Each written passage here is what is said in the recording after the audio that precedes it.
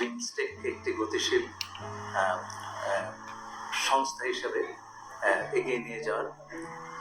বিমস্টেক সদস্যদের নাম দেখলে আপনারা বুঝতে পারবেন যে এখানে দক্ষিণ এশিয়ার সদস্য রাষ্ট্র যেমন আছেন, তেমনি দক্ষিণ পূর্ব এশিয়ার থাইল্যান্ডও আছে। সুতরাং এটা এই দুটো অঞ্চলের একটা যোগসূত্র এবং দু অঞ্চলের যে ইকোনমিক ডাইনামিজম সেটা অর্জন করার একটা ইনস্ট্রুমেন্ট বিমস্টেক হতে পারে, সেই পটেনশিয়াল তার আছে। আগামী 2 বছরে আমাদের প্রধান উপদেষ্টা, মাননীয় প্রধান উপদেষ্টা এই বিষয়ে ফোকাসড অ্যাটেনশন রাখবেন। বিমস্টেকের সচিবালয় কিন্তু ঢাকায়, সুতরাং এই আগামী 2 বছর সংস্থাটির সভাপতি এবং সচিবালয় দুটোই ঢাকায় থাকবে এবং আমরা একযোগে কাজ করতে পারবো বলে আশা করছি। বিশেষ করে বিমস্টেকের এফটিএ, ফ্রি ট্রেড এগ্রিমেন্ট, যেটা অনেক বছর ধরে কথাবার্তা হচ্ছে, অগ্রগতি খুব একটা হয়নি। এই ক্ষেত্রে আমরা প্রাণ সঞ্চার করার একটা প্রচেষ্টা ক্রিয়াশীল রাখবো।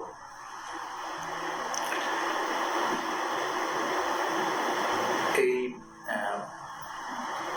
সম্মেলনে বিমস্টেকের সদস্য রাষ্ট্রগুলোর মধ্যে একটি চুক্তি স্বাক্ষরিত হয়, ম্যারিটাইম ট্রান্সপোর্ট কোঅপারেশন, এবং তাতে আমরা আশা করছি আগামী বছরগুলোতে এই দেশগুলোর মধ্যে সমুদ্রপথে পণ্য পরিবহন, বন্দর ব্যবস্থাপনা এবং আঞ্চলিক সহযোগিতা আরও বেশি, সংযোগ আরও দৃঢ়তর হবে, কানেক্টিভিটি অনেক বেশি ইমপ্রুভড হবে এবং সকল এতে শুধু সমুদ্র পূর্ববর্তী নয়, সকল দেশগুলি উপকৃত হবে।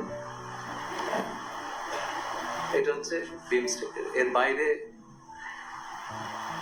আমি মাননীয় প্রধান উপদেষ্টার বিভিন্ন বাইলাটারাল বৈঠক, তিনি বৈঠক করেছেন ভারতীয় প্রধানমন্ত্রী শ্রী নরেন্দ্র মোদী এবং সেই সাথে ভুটানের প্রধানমন্ত্রী, শ্রীলঙ্কার প্রধানমন্ত্রী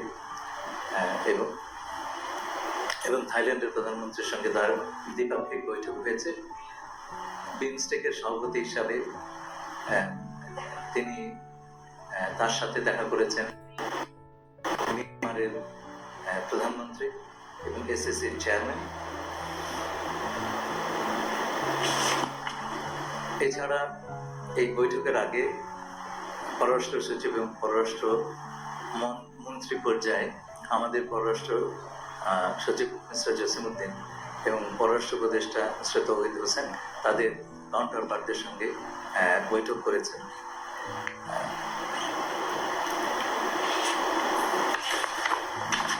তৃতীয় যে বিষয়টা বলবো, মায়ানমারের উপপ্রধানমন্ত্রী এবং পররাষ্ট্রমন্ত্রী উথান সে আমার সঙ্গে আলোচনা করেছেন বৈঠকের এই সম্মেলনের সাইড লাইনে।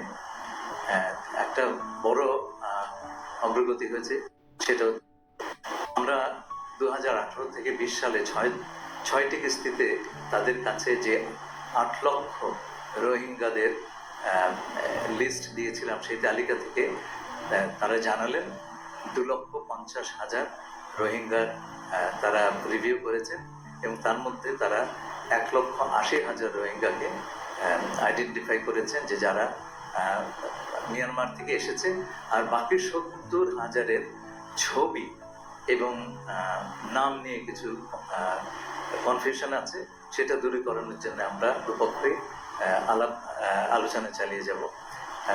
একই সাথে তারা আমাদেরকে বলেছেন যে বাকি 5,50,000 রোহিঙ্গা এই রিভিউটা তারা অতি দ্রুততার সঙ্গে সম্পন্ন করবেন। আমি এখানে থামবো, আপনাদের প্রশ্ন থাকলে আমি তার সানন্দে জবাব দেব।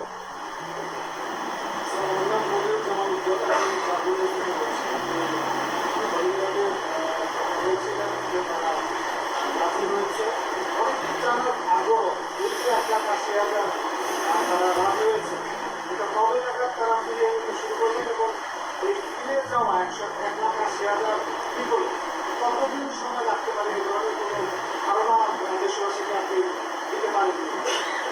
ধন্যবাদ। প্লিজ প্লিজ না, পরে না, কোশ্চেন না, করেন। না না এটা পরে, হ্যাঁ না পরে প্লিজ।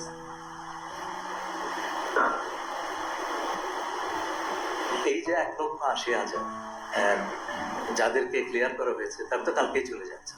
এটার জন্য একটা প্রক্রিয়া লাগে, যে কোনো প্রত্যাবাসনের একটা কিন্তু প্রক্রিয়া লাগে। তারা যাবেন, কি করে যাবেন, সেই জায়গাতে কি অবস্থা আছে, সেফটি সিকিউরিটি আছে কিনা, হ্যাঁ, এবং যাবার ওইখানে তারা যে যাবেন তাদের জীবন জীবিকার সংস্থান আছে কিনা, যে কোনো, শুধু এই রোহিঙ্গার ব্যাপারে নয়, যে কোনো আপনার দেশে প্রত্যাবাসনে এই ধরনের বিষয়গুলো আমাদেরকে মনে রাখতে হবে এবং এগুলো নিরসন করতে হবে। আমি সবসময় বলেছি আমরা সকল পক্ষের সঙ্গে যোগাযোগ রাখছি। এই প্রত্যাবাসনের জন্য আমাদের যেমন কারা প্রত্যাবাসিত হবেন সেটার জন্য আমাদের মিয়ানমারের কাছ থেকে ভেরিফিকেশনটা নিতে হচ্ছে। এই ভেরিফিকেশনের প্রক্রিয়াটা 2018 সালে মিয়ানমারের সঙ্গে যে আমাদের দ্বিপাক্ষিক চুক্তি হয় সেই চুক্তি মোতাবেক হয়েছে। সুতরাং এটা একটা ভ্যালিড চুক্তি এবং এটা মনে রাখতে হবে যে রাখাইন কিন্তু এখনো মিয়ানমারের একটা সভরেন টেরিটরি। ফিরিয়ে নিয়ে যাওয়ার জন্য যেই প্রক্রিয়া সেটা নিয়ে আমরা আলোচনা করেছি আরাকান আর্মির সাথে। তাদের ঘোষিত যে পজিশন সেটা হচ্ছে তারা রোহিঙ্গাদেরকে ফিরিয়ে নিয়ে যাওয়া, এটা তাদের একটা প্রিন্সিপাল পজিশন।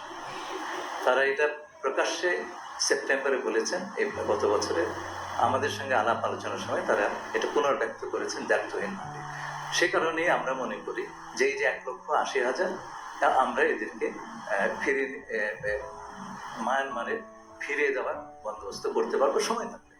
তো কালকে হচ্ছে না, এই যাতে দ্রুততম সময় তারা যেতে পারেন আমাদের প্রচেষ্টা থাকবে সেটাই। এবং সেজন্য আমরা মায়ানমার কিংবা আরাকানের যে যারা বাস্তবে এখন অথরিটি, আন্তর্জাতিক সংস্থাগুলো এবং আমাদের যারা বন্ধু দেশগুলো আছেন তাদের সবার সঙ্গে মিলে আমরা এই কাজটি করব। আপনি জানেন যে আমাদের মাননীয় প্রধান উপদেষ্টা বলেছেন যে আগামী বারের ঈদ তারা দেশে গিয়ে করবেন, সেটাই আমাদের লক্ষ্য। প্লিজ। দেশে একটা মিডিয়া সম্মেলন চলছে, অনেক বিদেশি মিডিয়া এসেছেন, তারা বিভিন্ন প্রকল্প গড়ে তুলেছেন, ভালো একটা নিয়ে দিয়েছেন। কিন্তু এইরকম একটা পরিস্থিতির মাঝে ইসরায়েল বিরোধী বিক্ষোভের নামে একদল তরুণ বেশ কিছু বহুজাতিক কোম্পানির আউটলেট লুটপাট করলো। তো এই বিদেশি মিডিয়াকারীদের কাছে কি মেসেজ?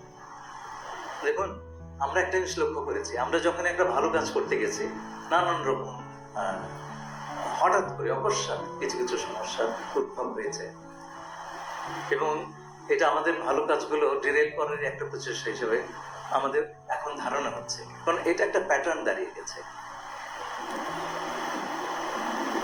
গাজাতে ইসরায়েলের কর্মকাণ্ডের সারা বিশ্ব বিবেক ক্ষুব্ধ এবং বাংলাদেশে তার প্রতিক্রিয়া খুব স্বাভাবিক। কিন্তু আমার কাছে সবচাইতে বেদনাদায়ক যেটা মনে হয় যে আমাদের ঘরের উপর একটা গাজা বসে আছে, রোহিঙ্গা, তার সেইটা নিয়ে কারো মিটিং মিছিল নাই, সেইটা নিয়ে আলাপ আলোচনা নাই, আছে হচ্ছে এগুলো নিয়ে রাস্তায় নামা, লুটপাট করা। এগুলো বন্ধ করতে হবে। আমার সমস্যা আমাকে আগে সমাধান করতে হবে। হ্যাঁ, পৃথিবীর সকল নির্যাতিত মানুষের পাশে বাংলাদেশের মানুষ। আমরা যে প্রক্রিয়াতে গেছি, আমাদের স্বাধীনতা সংগ্রামের সময় সারা বিশ্বে নির্যাতিত নিপীড়িত মানুষ আমাদের পাশে দাঁড়িয়েছিলেন। এটা আমাদের ঐতিহাসিক দায়। এই দায় আমাদের সবসময় মেটাতে হবে। কিন্তু আমার ঘরের উপর তো একটা সমস্যা বসে আছে নাকি, এই রোহিঙ্গার একটু কম মুসলমান আর অন্যরা একটু বেশি মুসলমান। আমার কিন্তু খুব লজ্জা লাগে যখন বাইরে আমাকে জিজ্ঞেস করে তোমার দেশে তো রোহিঙ্গা নিয়ে কথাবার্তা নেই, তোমরা অন্য বিষয় নিয়ে কথা বলো। ভাই, আমার প্রায়োরিটি তো আমাকে বুঝতে হবে। আমি সবাইকে আহ্বান করবো যে দেখুন, বাইরের কথা আলাপ নিশ্চয়ই করবেন, কিন্তু ঘরের সমস্যা এইটা নিয়ে প্রথম দাঁড়িয়ে যাবেন। তা নাহলে পরে আমরা দেশের স্বার্থ রাখতে পারবো না। শহীদ ভাই,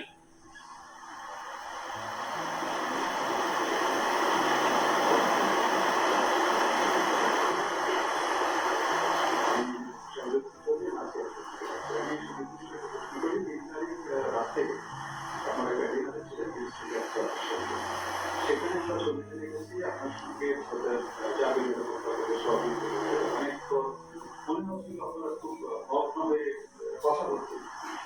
তো সেখানে আমরা অনেকগুলো আপনাকে কি বলেছেন খবরটা শেয়ার করতে পারি, কিন্তু সেটা হয়তো আপনি সবকিছু পারেন না, খবরটা শেয়ার করতে পারি।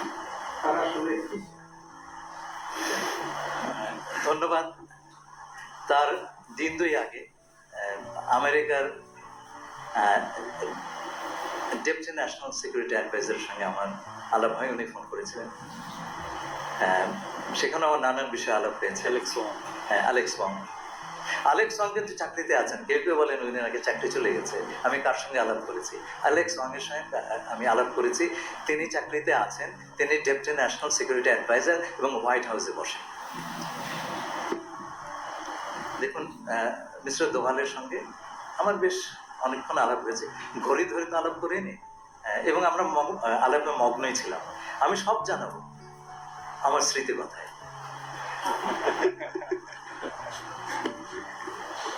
জুয়েল প্লিজ। আপনি বলছেন রবীন্দ্র ইনফরমেশনের বিষয়টা আমরা বরাবরই করে ভলান্টারি রিপার্টেশন করছি। এখানে একটা বিষয় আপনি বলেছেন যে আরাকা লার্নিং নিউ প্রিন্সিপাল তারাও চায়, তাদের পজিশন হচ্ছে তারা রবীন্দ্রের করতে চায়, কিন্তু ধরেন ওইখানে যদি 80% 90% জায়গা আরাকা লার্নিং আন্ডার আপনি বলছেন সঠিক করে স্টিল নেইমার, তো ওদের দেশের মধ্যকার এই পরিস্থিতি সেটা কি রোহিঙ্গাদের যাওয়ার বিষয়ে বিলম্বিত করবে কিনা আপনারা সেই বিষয়ে, কিংবা আপনারা এই বিষয়টা মাথায় রাখছেন? আমরা সব বিষয়ে মাথায় রাখছি। আপনারা গত 3 মাসে দেখেছেন আমরা এই বিষয়ে যথেষ্ট অগ্রগতি অর্জন করেছি। প্রথম কথা হচ্ছে, এই বিষয়টা মানুষ ভুলেই যাচ্ছে। জাতিসংঘে মাননীয় প্রধান উপদেষ্টা গিয়ে এই বিষয়টি উত্থাপন করলেন। শুধু তাই নয়, জাতিসংঘের একটা আন্তর্জাতিক সম্মেলন হবে সেই সিদ্ধান্ত তিনি আদায় করে নিয়ে এলেন। আপনারা দেখলেন UNHCR তার প্রধান এসে বললেন প্রত্যাবাসনে একমাত্র সমাধান। এরপরে জাতিসংঘের মহাসচিব এলেন, তিনিও বললেন প্রত্যাবাসন একমাত্র সমাধান। আমরা গেলাম চীনে, সেখানকার জয়েন্ট স্টেটমেন্টে আপনি দেখবেন প্রত্যাবাসনের সমাধান। এই যে প্রত্যাবাসন হ্যাজ বিকাম দি ইস্যু, আর কোনো ইস্যু নাই। এবং প্রত্যাবাসনের ব্যাপারে আমরা একটা প্রথমবারের মতো একটা সংখ্যা পেলাম। গত 8 বছরের সংখ্যাটা আমাদের কাছে ছিল না, এই প্রথম একটা অ্যাগ্রিড সংখ্যা আমরা পেলাম। আমাদের একটা ভিত্তি। এখন কথা হচ্ছে, আপনি তো একটা জনগোষ্ঠীকে আগুনের মধ্যে ঠেলে দিতে পারেন না, তার নিরাপত্তা আপনাকে দেখতে হবে, এবং সেইখানে গিয়ে তারা তাদের জীবনযাত্রা যাতে শুরু করতে পারেন, তার একটা এনেবলিং এনভায়রনমেন্ট, এটা আমাদের নিশ্চিত করার ব্যাপারে কাজ করতে হবে। এটা আমরা একা পারবো না, সবার সঙ্গে আলাপ করে করতে হবে। এবং আমি আবারও বলছি, সবার সঙ্গে আমাদের যোগাযোগ আছে, সবার সঙ্গে, কাউকে বাদ দিয়ে আমরা এই কাজ করছি। আরাকানে যাতে শান্তি এবং স্থিতি কিছুটাও দ্রুত ফিরে আসে, সেইখানকার যে অত্যন্ত কঠিন একটা মানবিক সমস্যা, হিউম্যানিটারিয়ান সিচুয়েশন যাচ্ছে, সেইটা নিরসনের জন্য আমরা আন্তর্জাতিক সংস্থাগুলোর সাথে, বিভিন্ন দেশগুলোর সাথে কাজ করছি, এবং যত দ্রুত সম্ভব আমরা চেষ্টা করছি সেখানকার হিউম্যানিটারিয়ান সিচুয়েশন যাতে আমরা কিছুটা হলেও নিরসন করতে পারি। সেজন্য দরকার হচ্ছে দুপক্ষের, বিবদমান দুই পক্ষের আপনার যুদ্ধের বিরতি। এবং আমি আপনাদেরকে বলতে পারি যে আমাদের সঙ্গে আলোচনায় প্রতিমান হয়েছে যে হিউম্যানিটারিয়ান সাপোর্ট যখন আমরা জাতিসংঘ যখন দেবে, যেটাতে আমরা সাহায্য করব, সেই সময়টাতে দুই পক্ষই যুদ্ধাবস্থা পরিহার করবে। আমি শেষ করছি।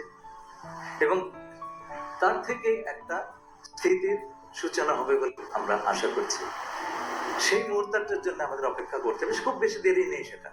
এবং সেই সময় থেকে আমরা প্রত্যাবাসনের ব্যাপারে একটা বাস্তব আলোচনা করতে পারবো। বলুন, আমি শুনতে পাচ্ছি না। ইউএন সেক্রেটারি জেনারেল যখন এসেছিলেন তখন আমি প্রশ্নটা করেছিলাম, উনি ইন্টারন্যাশনাল হিউম্যানিটেরিয়ান করিডোর তৈরি করতে চাচ্ছেন রোহিঙ্গা ইস্যুটি ফেস করে আরাকান রাখাইন এবং বাংলাদেশের মধ্যে। তো বাংলাদেশের স্ট্যান্স কি আসলে এই ইন্টারন্যাশনাল করিডোর হিউম্যানিটেরিয়ান করিডোর?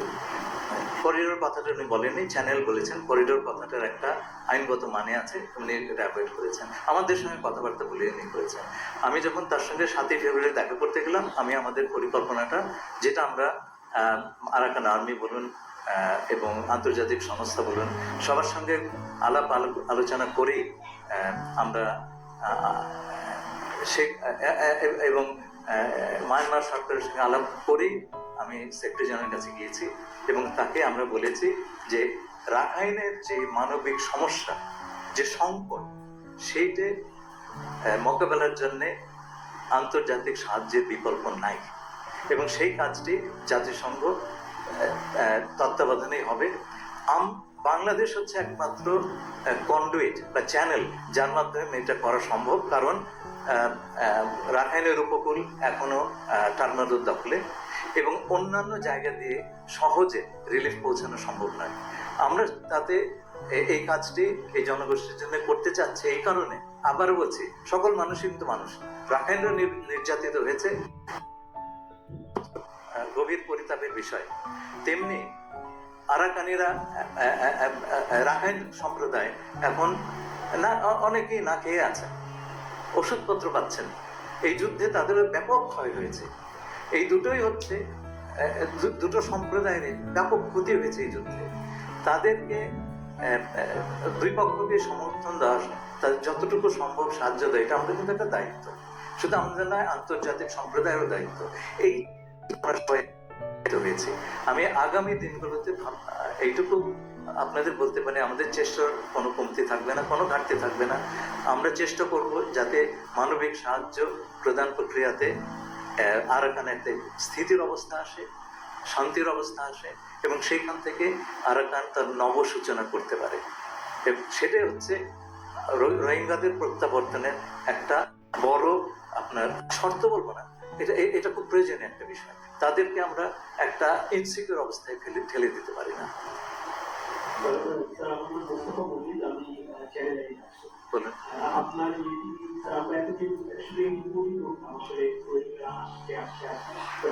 আপনি যেটা বলেন যে রাখাইনে শান্তি প্রতিষ্ঠার জন্য বাংলাদেশ কাজ করছে, এটা একটা নতুন, মানে আমি আন্তর্জাতিক সংবাদটা আসে, এটা বাংলাদেশের জন্য দেখুন যে ভালো পজিটিভ একটা দিক। এইটা নিয়ে আসলে কতটুকু এগিয়েছে, কোন পার্টে, যাতে আমরা তাদের সাথে কথা বলেছি যে একটা। আরেকটা স্যার, আমি প্রশ্ন সবথেকে করি যে প্রফেসর ইউসেফ চাচ্ছেন শুরুতে কি বলছে যে সার্ককে আবার কার্যকর করা, তো এখন মাথাটা কোন জায়গায়, এটা কতটুকু পর্যায়ে এগিয়েছে? আপনার দ্বিতীয় প্রশ্নের উত্তরটা প্রথমেই দিচ্ছি। আমরা সার্কের সার্ক যাতে ক্রিয়াশীল হয় সে ব্যাপারে আমাদের মাননীয় প্রধান উপদেষ্টার চেষ্টার কমতি নেই। উনি বিমস্টেকে সার্কের যারা সদস্য আছেন তাদের সবাইকে বলেছেন যে এই বিষয়ে আমাদের উদ্যোগ নিতে হবে এবং উনি সুনির্দিষ্ট একটা প্রস্তাব করেছেন যে ওদের স্ট্যান্ডিং কমিটি, যে কমিটি ফরেন সেক্রেটারি লেভেলে আপনার অনুষ্ঠিত হয়, সেটার সভা ডাকতে আমরা সবার উত্তর অপেক্ষায় আছি। সেটা হলে পরে আমাদের স্যার বলেন না যে আমাকে চাবিটা আমার দরকার তালা খোলার, ওই তালা খোলার প্রচেষ্টায় আছি। প্রথম প্রশ্ন, আচ্ছা, হ্যাঁ হ্যাঁ হ্যাঁ হ্যাঁ, এটা হয়েছে কি, আমরা শুধু শান্তি প্রতিষ্ঠা অনেক কাজেই গত 8 বছর করি নাই। হ্যাঁ, তো এখন পুরো জিনিসটা একটা ইন্টিগ্রেটেড ভিউ নিতে হবে আপনাকে। আপনি একটা একটা করে বেছে বেছে আপনি করতে পারবেন না, পুরো জিনিসটা আপনাকে দেখতে হবে। জিনিসটা হচ্ছে আমার এই রোহিঙ্গাদের প্রত্যাবাসনের সঙ্গে আরাকানের শান্তি শৃঙ্খলা প্রতিষ্ঠা ওতপ্রোতভাবে জড়িত। একটা শান্তিময় পরিবেশ না হলে পরে আপনি যুদ্ধের ভিতরে কাউকে ঠেলে দিতে পারেন না। আমরা সবসময় বলছি ভলান্টারি রিপ্যাট্রিয়েশন, ইচ্ছাপূর্বক আমরা কাউকে ঠেলে দেবো না। কিন্তু যাবার জন্য সবাই মুখিয়ে আছেন, এটা আপনারা মহাসচিবের এবং মাননীয় প্রধান উপদেষ্টার যে ইফতার অনুষ্ঠান আপনি দেখেছেন, মানুষ কিভাবে রেসপন্ড করেছে, তারা যেতে চায়। মহাসচিব নিজে উদ্যোগে মানুষকে, রোহিঙ্গাদেরকে পথে পথে জিজ্ঞেস করেছেন, বাড়িতে বাড়িতে গিয়ে জিজ্ঞেস করেছেন যে তোমরা কি যেতে চাও? সবাই যেতে চেয়েছে উইদাউট এক্সেপশন। কিন্তু এই যাওয়াটা যেন তারা নিজের ইচ্ছায় যান।